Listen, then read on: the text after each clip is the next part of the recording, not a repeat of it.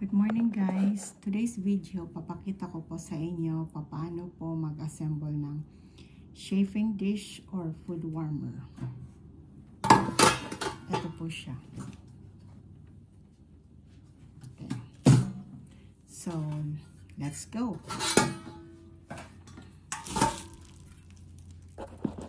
Okay. Ito po yung pinaka base niya. Ito naman po yung stand niya o yung paa. So una, ito po muna kakabit niya. Usually po kinakabit ko siya pabaliktad instead na paganyan. Kasi po para sa akin masyado pong mababa yung paglalagay natin ng apoy sa pinaka main bowl niya. So pag ganito medyo malapit siya, so madaling uminit yung food. So pero it's optional po sa inyo kung ano pang gusto niyo. Okay, so lagyan na natin yung screw para mabilis. Ilalagay ko na siya ng ganyan. So, this is really perfect guys for special event or mga special occasion. Okay, like birthday, baptismal, debut, like Christmas. Yeah, yung mga special holiday natin. So, this is the lock. So, main lock, lagyan natin dito. So, medyo mahirap po mag-assemble pag nag-iisa ka. Pero, carry naman. Kasi, hindi sa lahat ng pagkakataon may kasama tayo. So, lahat na pag-aaralan. Pag-aaralan, paano kumilos na ikaw lang mag-isa. Hindi umaasa sa iba, di ba? Okay, so this is the lock. So, hihigpitan pa natin yan, guys. So, okay. So, tatlo ito. Make sure na strong siya at hindi siya gigewang-gewang para safe yung ating food. Hindi ko na makita yung ating. Okay. Let's lock it.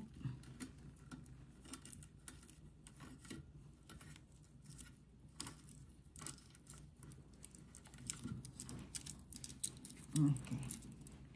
So, gumagewang-gewang siya. So, igpitan natin. At si Mr. Screwdriver ang may pinaka main goal dito. May pinaka main job. Okay.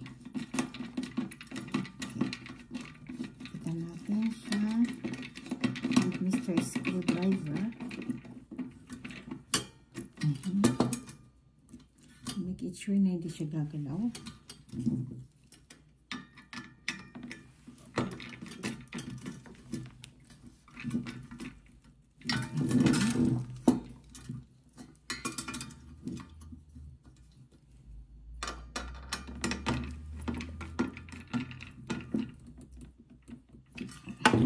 Okay, so hindi na siya gumagalaw. So, okay, next is yung pinaka main frame natin na lalagyan ng bowl. Lagyan natin ng screw.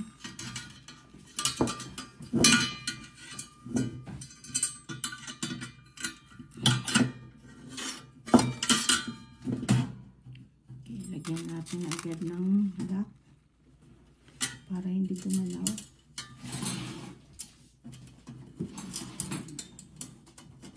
Hindi natin nilagyan ng lock. Pupunta natin sa kabila. Gagalaw siya. See? Okay. Yeah. So, ano na screw po ito, palibot. Para matibay siya.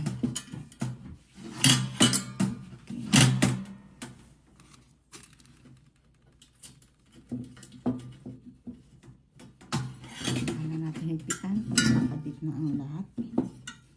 So, ito muna unahin natin.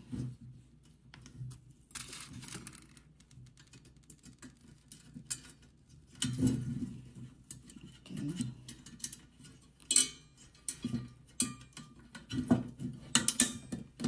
Okay. Higpitan ng lock para hindi gumalaw.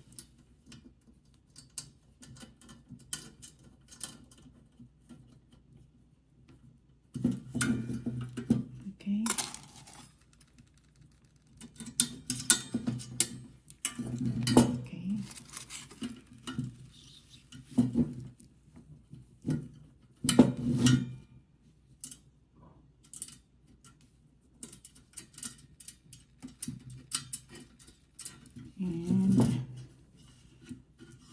last but not the least, so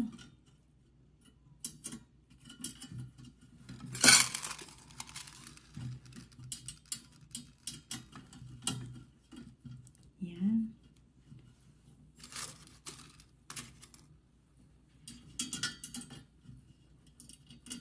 Okay, naikabit na natin yung 6 na screw. So this time, hipitan na po natin. Okay, so kailangan ulit natin ang help ni Mr. Screwdriver.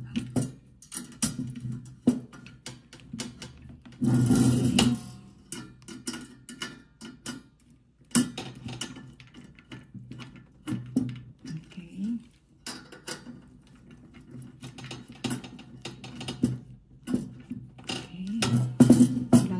Edit po ito diretso. Okay. Last.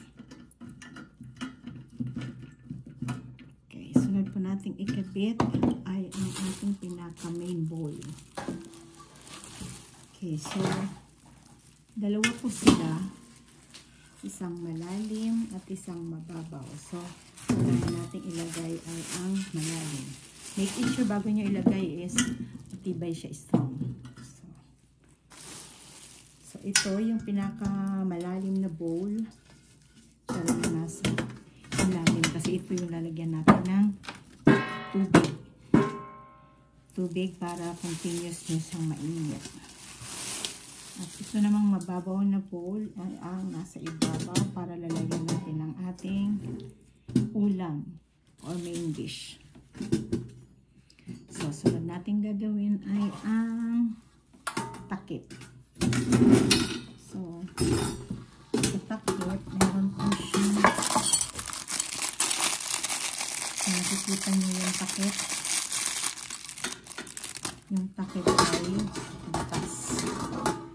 So, kakabi ito, meron siyang maliit. Lagyan natin sa babaw. Meron din siyang screw. Okay, yung screw, lagay natin sa ilalim. Yung sa loob. Ang pagkakas ko nito para hindi siya pasukan ng tubig. Lalo na pag nag-ano na siya. Pag mainit na. And ito na po siya. Yung pinaka-handle niya.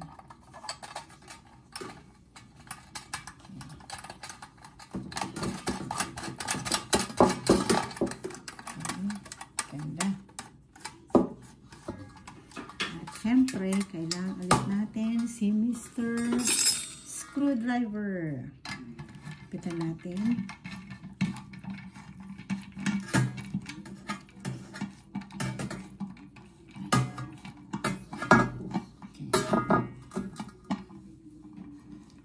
Safe. Safe. Walang hindi makakapasok ng tubig. At okay, ito na siya. Okay, lagyan na natin ulit. Next is, kakapit natin ay ang lagayan ng fuel gel. Okay, so, ito po yung sinasabi ko kanina pag hindi siya nakabaligtad. Pag nilagay niyo yung lalagyan ng fuel gel, masyado siyang malayo or, yeah, malayo. So, at least pag nakabaligtad, medyo malapit siya sa pinaka baba ng ating bowl. So, ito. So, wala pa po ako nabibiling ni fuel gel. So, for the meantime, pakita ko po sa inyo yung magiging pag nilagay natin. So, gamit po muna tayo ng kandila po ito. Sample lang po, sample.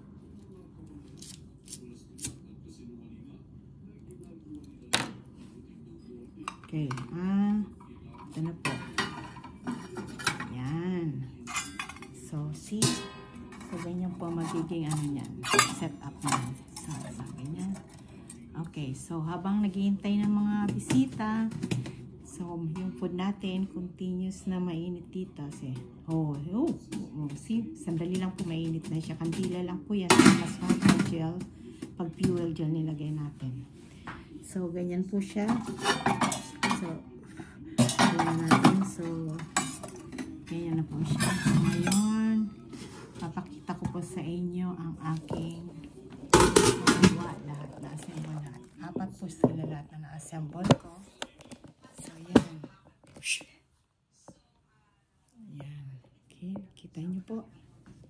Yan. Yan ang aking na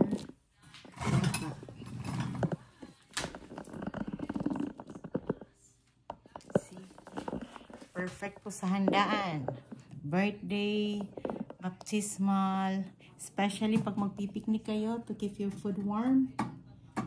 Pwede. Okay, bye everyone. Thank you for watching.